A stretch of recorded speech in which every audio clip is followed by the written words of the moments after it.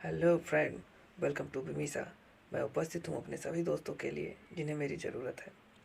और आज एक बार फिर बिहार एक परिचय के साथ वस्तुनिष्ठ इम्ताज़ अहमद और रजनीश कुमार जी लेखक, और अपने पढ़ने के क्रम में आज हम लोग का टॉपिक होगा मगध के परिवर्ती गुप्त शासक। मगध के परिवर्ती गुप्त शासक, ये हमारा टॉपिक है।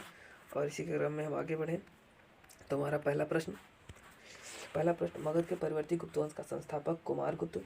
कुमारगुप्त का शासनकाल लगभग 510 से 525 ईस्वी तक रहा। फिर लिखा हुआ है दूसरा प्रश्न, मगध के किस परिवर्ती शासक ने मौखरी शासक को पराजित किया था? तो कुमारगुप्त तृतीय ने मौखरी के शासक को पराजित किया था। मौखरी शासक ने किसे परास्त कर मगध में अधिकांश क्षेत्र जीत लिया था? तो मौखरी शासक दामोदर गुप्त को इसने जीत के मगध के अधिकांश क्षेत्र पर अपनी विजय कर ली थी। चौथा प्रश्न, हर्षवर्धन ने किसे मगध के क्षेत्र में अपना प्रतिनिधि बताया था? तो हर्षवर्धन ने माधव गुप्त को अपना प्रतिनिधि बनाया था। पांचवा प्रश्न, हर्षवर्धन के मृत्यु उपरांत बिहार के कुछ क्षेत्र में कुछ समय के लिए तिब्बत की संप्रभुता स्थापित हो गई थी, जिसका अंत किया था आदित्य सेन ने। यह क्यों स्थापित हो गई थी?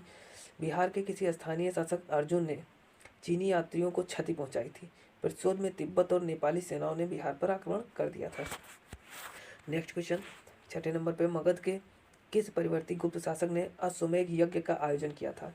तो आदित्य सेन ने अश्वमेध यज्ञ का आयोजन किया था। 7 नंबर, मगध के परिवर्ती गुप्त वंश का अंतिम शासक कौन था? तो गुप्त वंश का अंतिम शासक था जीवगुप्त द्वितीय। ये परिवर्ती गुप्त वंश की बात हो रही है, गुप्त काल दूसरा है। अब इसमें है, कन्नौज के शासक जीवगुप्त द्वितीय की हत्या कर इस वंश का अंत कर दिया था। फिर लिखा हुआ है, मगध के किस परिवर्ती गुप्त शासक को असंख्य शत्रुओं का विजेता कहा जाता है? असंख्य शत्रुओं का विजेता, तो ये कृष्णगुप्त को कहा जाता है। कृष्णगुप्त को असंख्य शत्रुओं का विजेता कहा जाता है। यह हमेशा विद्वानों से घिरा रहता था। 9 नंबर, मगध के परिवर्ती गुप्त शासक और उसकी उपाधियों को सुमेलित कीजिए। तो मगध के परिवर्ती गुप्त शासक, तो हर्षगुप्त की उपाधि है वीर योद्धा। हर्षगुप्त की उपाधि वीर योद्धा, और कुमारगुप्त की उपाधि महाराजाधिराज। और फिर जीवगुप्त की उपाधि हो जाएगी राजाओं में सिरमौर, और आदित्य सेन की उपाधि परम भट्टारक। इस तरीके से हम लोग जोड़ लेंगे और इसका ऑप्शन, इस हिसाब से इसका ऑप्शन सही हो जाएगा सी नंबर ऑप्शन सही।